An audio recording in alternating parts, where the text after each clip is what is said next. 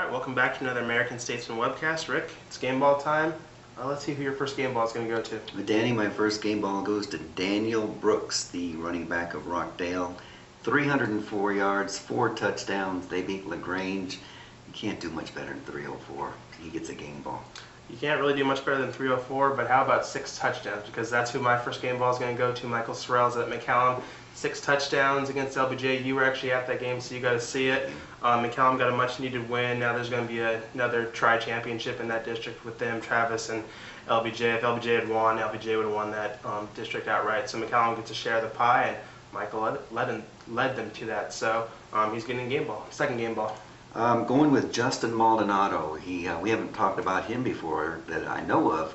He's a running back from Lampasas. He had 4 touchdowns. He had 204 yards total in the ball game, and 196 came in the second half. So they came from behind.